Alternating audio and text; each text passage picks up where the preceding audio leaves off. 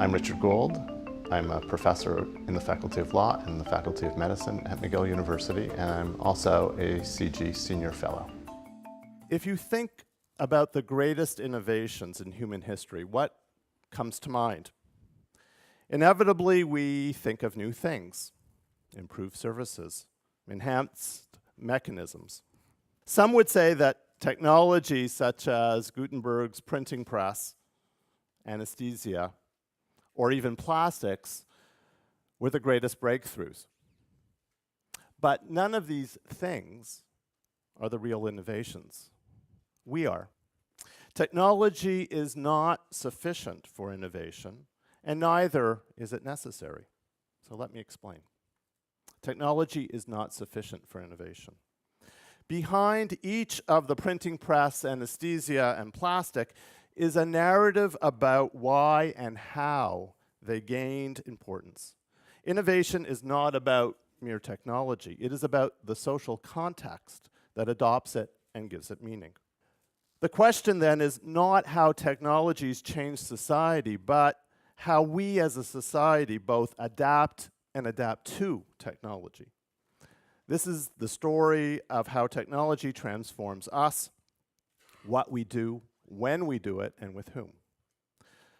When contemplating the greatest innovation of the Industrial Revolution, American sociologist Lewis Mumford gave a surprising answer. We would have expected him to say, the steam engine. After all, it was this machine that enabled the rise of factory production, new methods of transportation, and mass industrialization. The era seemed almost defined by this one thing. But no. Mumford's idea of the most important innovation was not the steam engine, but the mechanical clock. Why? The clock is just an instrument that counts, measures, and pinpoints units of time. The clock had already appeared in various incarnations throughout human history. The mechanical clock was just one step in a long chain of technology that eventually culminated and matured into today's atomic clock. So why did Mumford consider it to be so important? Because the clock was important at that moment. It was important not because it was new technology, but because of the social context that adopted it and gave it meaning. It was important because the mechanical clock led to the creation of modern time, with its standardization of sleep and work, prayer and play. Through this innovation, we disassociated time from the natural rhythms of life: sunrise, sunset, hunger, and tiredness. The mechanical clock was the quintessential and ubiquitous machine that suddenly allowed managers to maximize output and control wages. The mechanical clock standardized time, punctuating the day into intervals and disciplining workforces. This simple machine helped us revolutionize the human experience in a fundamental way. And it's even keeping me on track. Innovations like the mechanical clock are essentially social. They are about us rather than about technology. We evolve by interacting with them, incorporating them into our social norms and standards. It is this interaction that is the true innovation. So what does the mechanical clock show us? That technology is not sufficient for innovation. And we see examples of this throughout human history, but even in modern society. So consider this. In recent years, we have seen a revolution in childbirth. According to Statistics Canada, in 2013, for the first time, there were more babies born to women over 40 than to teenage moms. That is, we are witnessing a decline in teenage pregnancy at precisely the same moment that we see greater numbers of women over 40 becoming mothers. Why? Now, there is certainly technology behind this phenomenon. We not only have better birth control today, but we also have reproductive technologies like in-vitro fertilization and cryopreservation that greatly extend the possibilities of fertility beyond natural limits. These inventions allow better control over whether and when to become a mother. But is it the full story? No. The real narrative is one of social change. Counseling and provision of health services in schools, hospitals, and community organizations have greatly shifted consciousness about teenage pregnancy. More of us live longer, extending the ideal time window for childbirthing and rearing. Women participate more in the workforce, giving them greater independence over fertility decisions. And we have changed the way we perceive teenagers as children rather than as wage earners.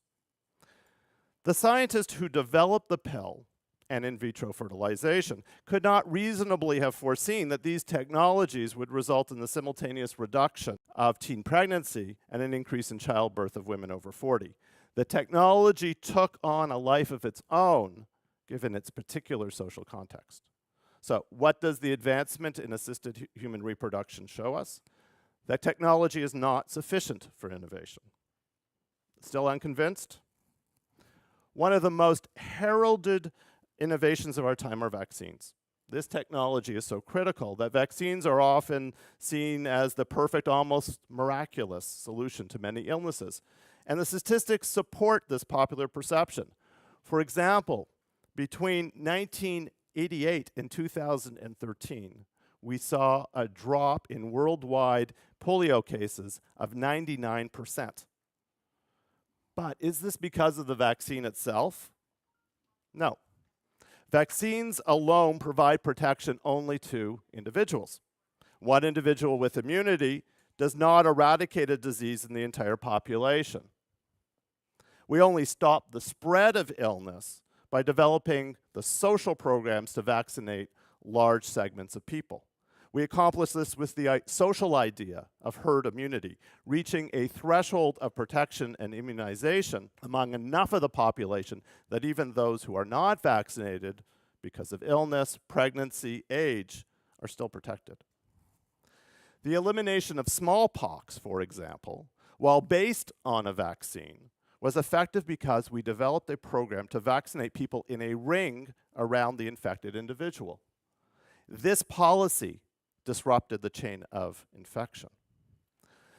The impact of these policies has been nothing less than astounding. There were over 3,000 deaths from diphtheria in the United States in 1936. There were none in 2004. Whooping cough killed 7,500 people in 1934 and only 27 in 2004. Tetanus dropped from over 500 deaths in 1947 to 4 in 2004. Today, the biggest threat to public health is not the vaccine itself, but fear of vaccination that undermines the social concept of herd immunity. So what do vaccines show us? That technology is not sufficient for innovation. If you think of the greatest innovations in human history, what comes to mind? In 2013, the public in the UK answered this question. And what do you think they voted for? And while the Austin Mini came in second, it wasn't it. When the results came in, they showed that the UK population had chosen the universal Turing machine. Not a real machine, but the idea of the modern computer. Not a specific technology, but a social revolution, one that has radically changed our lives, leading to the first large computers, to the desktop, and to the smartphones in your pockets. The idea of the modern computer changed the fact that we don't actually need to add and subtract on a daily basis, that we can communicate at great distances, and that we can analyze huge sets of data. So while the idea of the Turing machine gave rise to countless technologies, the way we use the universal Turing machine has altered us immeasurably. The way we talk. We send 73 billion text messages every day. The way we do business. More than 90% of money is stored in a computer. It has no physical form. The way we meet. 1 out of every 8 couples met online. The technology is not sufficient for innovation. But neither is it necessary. So what does it mean to say that technology isn't necessary? Consider Napoleon's civil code. When the French army brought the civil code to particular regions of Germany, those regions thrived in comparison with their neighbors. The Civil Code replaced feudal landholdings and oligarchies with legal certainty and fairness. This set the stage for industrialization and economic growth, despite the fact that Germany had been in the midst of a chaotic war. The evolution of the common law is much to the same effect. What we see is that the rule of law and equality before the law were drivers of growth from which we still benefit today. And these innovations have no technological base. So technology is not sufficient for innovation, but neither is it necessary. On the other hand, our culture, our norms, our institutions always are necessary and often are sufficient. Evidence suggests that countries that were most open to technology use in the 15th century are up to 5 times better off than those that were low adopters. While the technologies themselves have long gone and been replaced, the social norms and values of 500 years ago continue to affect our growth today. Repeatedly through history, ancient Athens, Baghdad under the Abbasid Caliphate, Hangzhou in the Song Dynasty, Florence in the Renaissance, Silicon Valley today, places that are more tolerant, more welcoming of immigration, places where ideas are debated and challenged, where the law is fair and equal, generate more innovation and creativity than those that are not. These are not technological conditions, but social ones. Despite this, our policies and funding focus on developing the technology and too often ignore the social context. And we are locked into the wrong narrative. So consider again the mechanical clock, assisted reproductive technologies, vaccines, the Turing machine, and the Napoleonic Civil Code. We need to revisit our narrative of innovation to focus on the social. If we want to benefit from innovation and to share it fairly, then we need to educate our population and encourage all to participate equally. We need to invest in our institutions and social infrastructure as much as in technology. And most of all, we need to preserve our values of tolerance and openness in order to assure our future prosperity. Thank you.